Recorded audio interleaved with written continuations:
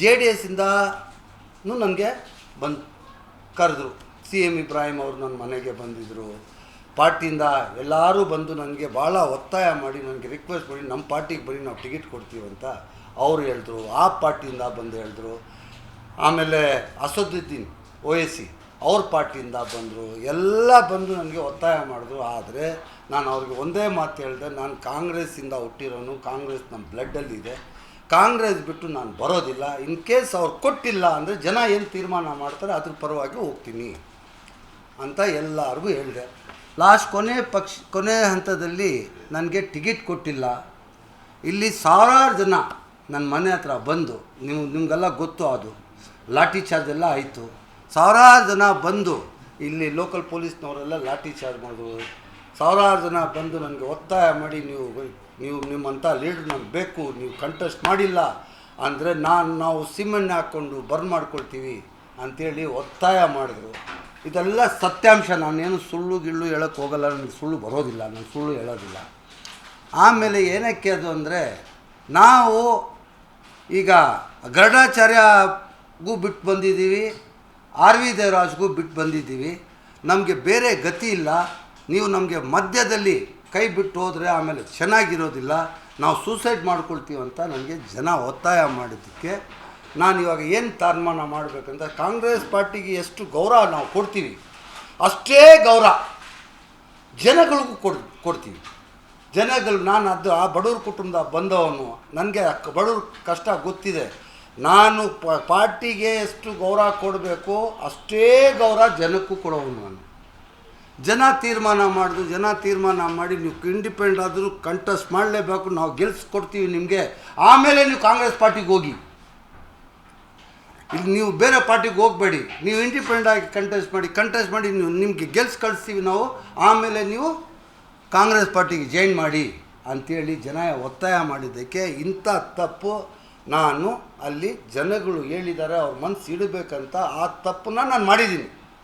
ಕಾಂಗ್ರೆಸ್ ಪಾರ್ಟಿಗೆ ವಿರುದ್ಧವಾಗಿ ಇಂಡಿಪೆಂಡೆಂಟ್ ಆಗಿ ಹೋಗಿ ಕಂಟೆಸ್ಟ್ ಮಾಡಿದ್ದು ನನ್ನ ತಪ್ಪಾಗಿದೆ. ನಾನು ಎಲ್ಲ ನಮ್ಮ ಕಾಂಗ್ರೆಸ್ ಪಾರ್ಟಿಯವ್ರಿಗೆ, ಎಲ್ಲ ನಮ್ಮ ಸಿದ್ದರಾಮಯ್ಯ ಸಾಹೇಬ್ರಿಗೆ, DK ಶಿವಕುಮಾರ್ ಸಾಹೇಬ್ರಿಗೆ, ಎಲ್ಲ ಕಾನ್ಸ್ಟಿಟ್ಯೂನ್ಸಿ MLAಗಳಿಗೆ, ಕಾರ್ಯಕರ್ತರಿಗೆ ನಾನು ಮನವಿ ಮಾಡಿ ರಿಕ್ವೆಸ್ಟ್ ಮಾಡಿ ನನ್ನ ತಪ್ಪಾಗಿರೋದು ನನಗೆ ಕ್ಷಮಿಸಿ. ನನಗೆ ಬ್ಯಾಂಗ್ಳೂರು ಸೆಂಟ್ರಲ್ಲಿಂದ ಈಗ ಎಲ್ಲ ಜನ ಒತ್ತಾಯ ಮಾಡ್ತಾ ಇದ್ದಾರೆ. ಸಾವಿರಾರು ಜನ ನನ್ನ ಮನೆಗೆ ಬಂದು ನನಗೆ ಒತ್ತಾಯ ಮಾಡ್ತಾ ಇದ್ದಾರೆ.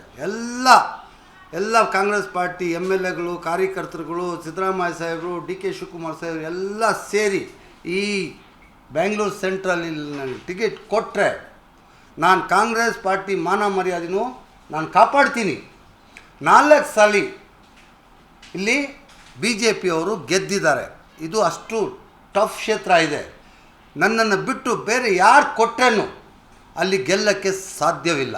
ಒಂದು, ಅಲ್ಲಿ ನಮ್ಮ ರಿಜ್ವಾನ್ ಸಾಹೇಬ್ರು ಕೊಟ್ಟರೆ ಗೆಲ್ಬೋದು, ಇಲ್ಲ ನಮ್ಮ ಹ್ಯಾರಿಸ್ ಸಾಹೇಬ್ರಿಗೆ ಕೊಟ್ಟರೆ ಗೆಲ್ಬೋದು, ಇಲ್ಲ ಅಂದರೆ ನನಗೆ ಕೊಟ್ಟರೆ ಗೆಲ್ಬೋದು, ಇಲ್ಲ ಬೇರೆ ಯಾರು ಕೊಟ್ರೂ ಅಲ್ಲಿ ಈ ಕ್ಷೇತ್ರದಲ್ಲಿ ಬ್ಯಾಂಗ್ಳೂರು ಸೆಂಟ್ರಲಲ್ಲಿ ಗೆಲ್ಲಕ್ಕೆ ಭಾಳ ಕಷ್ಟ ಇದೆ.